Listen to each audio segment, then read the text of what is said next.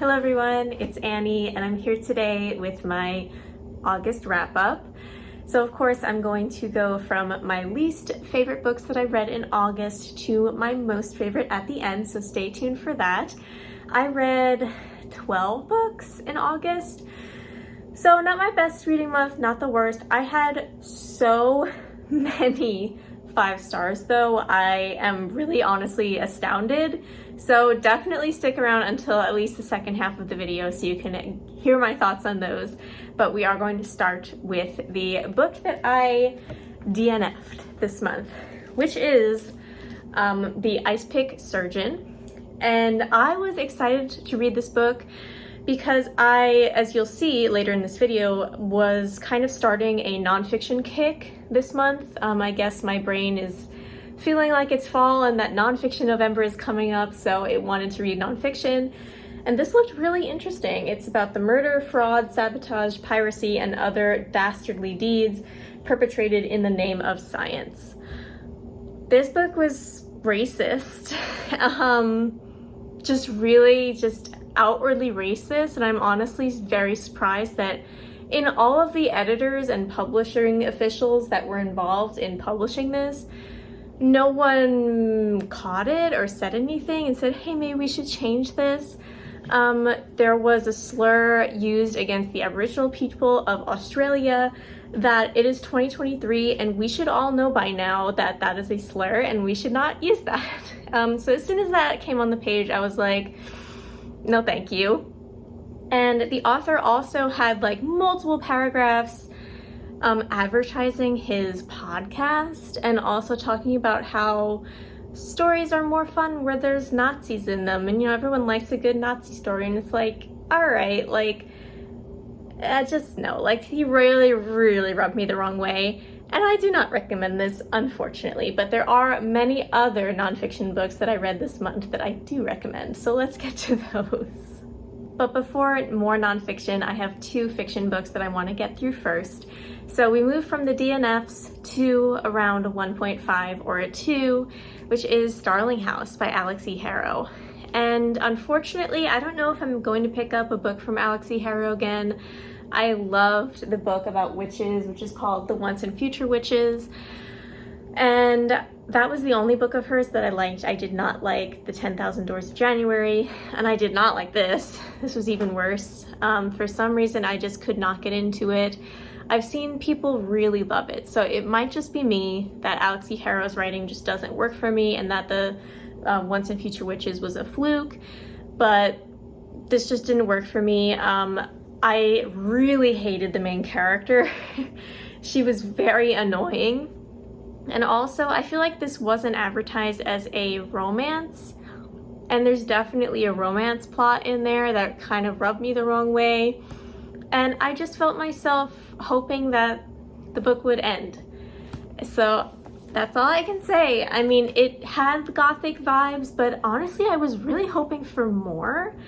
I was really hoping for more of like a really spooky gothic horror story. Instead, what we got was a combination of the main character from Tess Sharp's The Girls I've Been, except done badly, because I loved that book. So that was not done well. And then we had like a Haunting of Hill House type of haunted manor where there is a mystery, but the mystery just wasn't creepy enough for me. It wasn't like handled great. I don't know. I just didn't love it. I wish I did, because I wanted to get more into horror this season. So we're just gonna have to wait for some other horror books that I like, I guess. But speaking of another horror, we have Vampires of El Norte by Isabel Cañas, who wrote The Hacienda last year, which I really liked. I gave a 4 or a 4.5. This, though, I only gave it 3. I was disappointed a little bit. I mean, I bought this from Book of the Month, so I knew I really wanted to read it, but the title has vampires in it, and there was not enough vampires. This was definitely more strongly historical romance than it was horror, And if that's your vibe, then absolutely go for it. I really enjoyed that part, but it was billed more as a horror, especially because of the title. And there were vampires in it, but they felt very incidental. And I'm not sure. I feel like this could benefit from a reread, honestly, which I don't usually do. But I enjoyed it. I enjoy Isabel Cañas's writing. She's a very talented author, and she definitely knows her stuff about Mexican history. This is set during the Mexican Revolution, and it's very interesting historically. The romance, I was not as invested in as I was with the Hacienda's romance. That was a great romance because, you know, the little like forbidden love between a priest and everything was very interesting. This was less interesting to me, but it was good. I enjoyed it. So I gave it a 3. All right, now another nonfiction. It is Dark Archives, a librarian's investigation into the science and history of books bound in human skin. And that is absolutely the vibe that I want going into the spooky season, okay? So if you haven't heard already, I am making a video on spooky nonfiction books, so this may be in there, okay? Definitely give me your recommendations, but I have been reading in anticipation of that video. So this was pretty short. I listened to it on audio and it was good. I mean, I really didn't know much about books bound in human skin. I learned that they're really rare, thankfully, and that they're really not the books that you would think. Like they're usually just very plain looking and from people who you would think, you know, they're doctors and rich, you know, higher ups. Like they're not people who you would think would conduct themselves in such a way that they would own a book bound in human skin. But it's very interesting. Of course, it's disgusting, but it's an interesting yet morbid subject. And if you ever wanted to know anything more about it, this is definitely the book to turn to. All right, now there are no 4s this month for me, so we're jumping straight. Oh, actually, no, Dark Archives was a 4. I'm sorry, I did not express that. So Dark Archives was the only 4. Now we're jumping to the 4.5s, of which there are 2. So first we have a YA horror, which is I Feed the Beast. I feed her to the beast, and the beast is me. This was so cool. First of all, that title is sick. I love that title so much. The cover is really cool. Chickpea. Aw. The chickpea's on her little tree. Hi, Chickpea. My cat. She's adorable. Aw. She's protecting us. Okay, yes. So I Feed Her to the Beast and the Beast is Me is a YA horror about a Black girl who is in the Parisian Ballet Academy. I know absolutely zero about ballet. I just gotta say this right off the bat. The author is obviously very familiar with ballet and the, you know, social hierarchy and racism within ballet. And that was a very interesting facet of the story, but I just loved everything about it. If you liked Black Mirror, and who didn't, then you would like this book. This really scratched the itch that I didn't even know I had, that I wanted something like Black Mirror. And it was just amazing. This is also sapphic. There is a romance. It's not a sapphic romance, but the main character is very loudly sapphic, which I appreciated. I think she's bi, although it's not really stated. And I just loved the supernatural part of it. I just think it was so cool because she's this Black girl in this academy that doesn't appreciate her and always looks down on her, even though she is one of the best dancers there, and she doesn't get the same opportunities. And one day she goes down to the catacombs of Paris and makes a deal with this demon. And that's all I'm telling you. It is so cool. I was hooked. I was really, really hooked. Yeah, this was very impressive to me. YA horror I am always a little bit wary about, but this one I knew I had to pick up, and I am so glad I did because this is a very, very strong 4.5 with amazing vibes and just impeccable storytelling that I couldn't put down. All right, the other 4.5 is The Water Outlaws by S.L. Huang. This is definitely, you know, the best cover of the month, though. This wins that prize. So The Water Outlaws is quite a chunker. I read it on audio from NetGalley. Thank you, NetGalley. And it was good. I really liked it.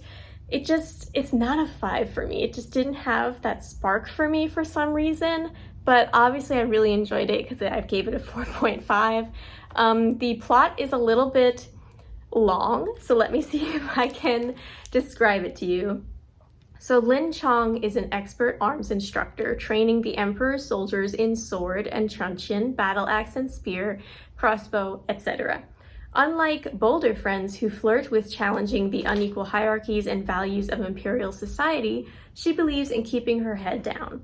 Until a powerful man with a vendetta rips that carefully built life away. Disgraced, tattooed as a criminal, and on the run from an imperial marshal who will stop at nothing to see her dead, Lin Chong is recruited by the bandits of Yangshan. They are mountain outlaws on the margins of society. They proclaim a belief in justice for women, for the downtrodden, for progressive thinkers a corrupt empire would imprison. They're also murderers, thieves, smugglers, and cutthroats. Apart, they love like demons and fight like tigers. Together, they could bring down an empire. So as you can tell from that synopsis, this is quite politics heavy, so that if that's not your thing, I'd steer clear of it, but that is definitely my thing. I loved that part of the book. What the synopsis doesn't mention is that there are these things called God's teeth, and they kind of give you strength and like special powers. Basically, when you're fighting, especially hand-to-hand combat or with weapons, you can defeat almost anyone without a God's tooth. So if you have the God's tooth, then you're the most powerful person. It's very interesting, and the point is that the government is trying to create a fake God's tooth from alchemy. So if you're into Fullmetal Alchemist, there's that little tidbit there that might catch your interest. I loved it. I loved the feminism of it, obviously. And the only thing I do have to say is that this book was advertised as being queer, and it was heavily advertised as that. However, the main character, Lin Chong, not queer as far as we know. None of the main characters are. And while I do appreciate that in these bandits there are trans people and non-binary people and some sapphics, I do appreciate that they are side characters with those identities. It's 2023, and if their book is advertised as queer, I want a main character to be queer, and loudly so, okay, on the page. So that was disappointing. But other than that, so that's kind of why it's a 4.5 and not a 5. But I did really enjoy it. I enjoyed the writing. The writing was beautiful. Lin Chong was maybe a little bit boring as a main character, but her character growth and the way she changes throughout the story was incredibly satisfying to read. She was a very interesting character in that regard. So I do highly recommend this book. Just don't expect too much queerness. All right, 6 more books to go. They're all 5 stars. This is what I'm talking about. I had a great reading month. So first, I want to talk about A Council of Dolls. This was a historical fiction / a little bit contemporary novel about 3 generations of Native women, specifically Dakota women, and it chronicles their lives through the dolls that each woman had during her childhood. And this focuses heavily on the schools that Native children were forced to attend. And it was incredibly sad, very, very heavy subject matter. I did have to take a couple breaks while reading this. The audiobook I highly recommend, but yeah, again, it was very heavy, so just be aware of that. This was an absolutely gorgeous book, however. It was very powerful, and I definitely will not forget it.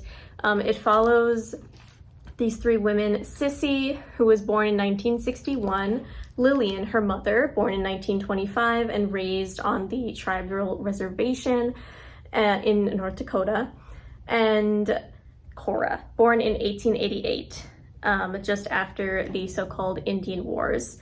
And it was so sad. I really loved Cora's chapter specifically. Her chapter was very, very hard-hitting and emotional. The only thing about this book is that after those 3 parts that focus on each girl, there's a 4th part where it's Sissy grown up. So in the first chapter, she is a little girl, and then in the 4th part, she's all grown up, like in her 50s, I believe. And that I enjoyed significantly less, but I think I understand why it was important to see her growth and how the generational trauma affected her as she grew, and all the events of her life affected her, which I will not spoil, but they are very tragic and traumatic.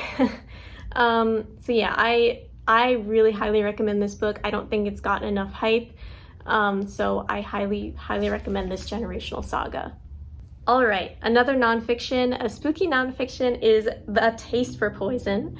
And this basically goes over a bunch of different poisonous substances, how they go about poisoning people, like how they work in our bodies, and who famously used them to poison others. So this was very interesting if you're into true crime and that kind of thing.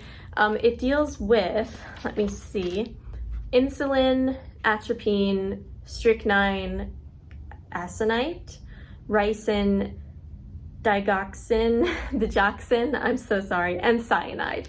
So, and then, oh yes, potassium, polonium, arsenic, and chlorine. Very interesting stuff, really goes in depth. Kind of feel like I should be on some kind of watch list for reading this, because it does go in depth, but it was super interesting. If you're into any kind of like morbid true crime stuff, this is definitely something to pick up. I picked this up totally on a whim, and it became a 5-star for me. So I'm very happy I read this. It definitely scratched that true crime itch that I had. All right, and then for another tragic book, we have Stolen, which is translated from, I believe, the Norwegian or Swedish, my apologies. It follows a young indigenous Sami woman as she struggles to defend her family's reindeer herd and culture amid xenophobia, climate change, and a devious hunter whose targeted kills are considered mere theft in the eyes of the law. So this follows Elsa, who is a child in the beginning of the book, and then you see her grow up throughout the story. And this is, yeah, exactly what I said. It's about her trying to save her family and the other Sami's reindeer from being hunted illegally. It is illegal, but the law is doing absolutely nothing to help these people. And the racism that they encounter, and just the climate change as well, like it is mentioned in the synopsis, is just really devastating to see. I really knew absolutely nothing about the Sami people, and this is becoming a movie on Netflix. It's supposed to come out in 2024. I am so excited by this. I really can't wait to watch it. I'm so happy that I decided to read it because it was amazing. I read it because August is Women in Translation Month, of course, and this was definitely amazing and also highly overlooked, I feel, especially on Booktube. I see nobody reading this, so you should read it. It's entertaining, keeps you on the edge of your seat. There's a lot of twists and turns between the central mystery of who is killing the reindeer first off, and then who is kind of in cahoots with that hunter, and there's this whole conspiracy. It's very, very interesting, and I loved it. What do you think, Chickpea? Yeah? Just watching me? That's okay. Okay. So we have 3 more books. And the first one is He Who Drowned the World by Shelley Parker Chan, which I ran out to buy as soon as it came out, all right? This is, of course, the sequel to She Who Became the Sun, which was part of the infamous Sapphic trifecta of 2021, I think. So that was a while ago. And this is the second in the duology. So the duology is over, sadly, but this is an incredibly fitting ending to it. The last line in the book, I swear to God, will give you chills, okay? From the very first line to the very last, you will be hooked, okay? It deals with Zhu Yuanshang, who was Ju Jongba in the first book, is now the Radiant King and is riding high after her victory that tore southern China from Mongol rule. Now she burns with a new desire to seize the throne and crown herself emperor. But Ju isn't the only one with imperial ambitions. The courtesan Madame Zhang wants the throne for her husband, and she's strong enough to wipe Ju from the map. To stay in the game, Ju will have to gamble everything on a risky alliance with an old enemy, the eunuch general Ouyang, who had already sacrificed everything for a chance at revenge on his father's killer, the Great Khan. Alright, but unbeknownst to them, a new contender is even closer to the throne. The scorned scholar Wang Baoxiang has maneuvered his way into the capital, and his lethal court games threaten to bring the empire to its knees. Yeah, so will Ju make her destiny, like, achieve greatness? I don't know. You'll have to read and find out. But Baoxiang, Ouyang, and Ju were amazing characters to follow as always, and Ju's wife Ma gets so much more page time. She really has her time to shine within the last quarter of the book. And like I said, the last line of the book is just, it really sends chills down your spine. It's amazing. So safe to say I loved it, and I will read literally anything that Shelley Parker Chan writes ever. Okay, so now we're on to my favorite 2 books. And first we have Warrior Girl Unearthed by Angeline Boulley, who wrote the very famous Firekeeper's Daughter, which I only rated about a 3. I didn't love that so much, but this was a 5 hands down. This was so good. First of all, the cover, very, very stunning. All right, this follows Perry Firekeeper Birch. So Perry's aunt is the main character of Firekeeper's Daughter, which I did appreciate, kind of seeing her grown up and having that little link to the first story. She has always been the laid-back twin, the troublemaker, and the best fisher on Sugar Island. Her aspirations won't ever take her far from home, and she wouldn't have it any other way. But as the already striking number of missing Indigenous women continues to rise, and as her family becomes embroiled in a high-profile murder investigation, and as greedy grave robbers seek to profit off what belongs to her Anishinaabe tribe, Perry begins to question everything. So basically the story is that Perry gets in a car accident in her aunt's car, and her aunt, in order for her to have Perry pay the damages and kind of punish her and teach her a lesson, she forces Perry to do an internship program over the summer instead of just lazing around going fishing. Perry is obviously upset about this because that's not what she wants to do, and she ends up being placed with the local tribe's museum curator. And initially reluctant, she then learns all about how these ancestral remains have been kind of held hostage by universities. And even though they're supposed to repatriate these remains to their tribal homes, they're refusing to do so and just stalling and stalling and stalling. And Perry decides to take things into her own hands, and let's leave it at that. It's so powerful. I think this is a great, great book. I don't know what else to say. It's a great book. I really loved it. And if you have been on the fence about reading this, definitely don't hesitate anymore, because this is worth your time, hands down. And then my favorite book of August that I can't stop thinking about is a nonfiction, and it is 8 Bears by Gloria Dickey. This book deals with the last 8 species of bears on Earth. Okay, so we have the panda, the polar bear, the grizzly bear or brown bear, the American black bear, the sloth bear, the bespectacled bear or the spectacled bear, my apologies, spectacled bear, oh gosh, I don't remember. This is the problem. Let's see, the panda. Okay, yes. Spectacled bear, who lives in Ecuador and Peru, the sloth bear in India, the panda bear in China, the moon bear and sun bear in Vietnam, the American black bear, the brown bear or grizzly bear, and the polar bear. So already I was learning amazing things because I had never even heard of the spectacled bear, the sloth bear, and the moon bear. I had heard of all the other ones, like the sun bear. I knew obviously the panda and the grizzly and the black bear and the polar bear I had known about. But these lesser known bears I really knew nothing about, and getting to know the stories behind them and also how significant bears have been to human civilization in like every country was extremely fascinating. And this book was also very sad, just to see how climate change and human activities have really harmed the bears. The chapter on the sloth bear and the moon bear were especially very difficult to read. So if you have problems reading about animal cruelty, definitely steer clear of this.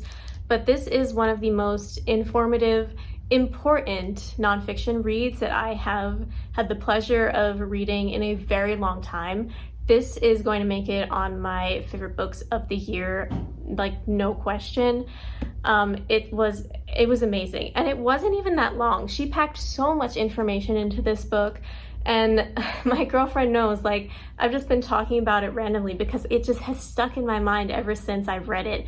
Like, I have dreams about bears now. It's just, keep thinking about it. It's absolutely fascinating. And my favorite bear is the polar bear, by the way, so you should comment down below and tell me what your favorite bear is. And you should read this if you haven't already. Definitely put it on your TBR if you're interested in any kind of natural environmentalism, animal nonfiction. It is 100% worth your while, an absolute 5-star. Alright, so that's it for this video. Thank you so much for watching, and let me know again what your favorite bear is, and also your favorite book that you read in August. I'm very curious, and I'm really excited to read in September. You can check out my September TBR up there, and if you like this video, give it a like and subscribe to my channel for more bookish videos, and I'll see you next time. Bye!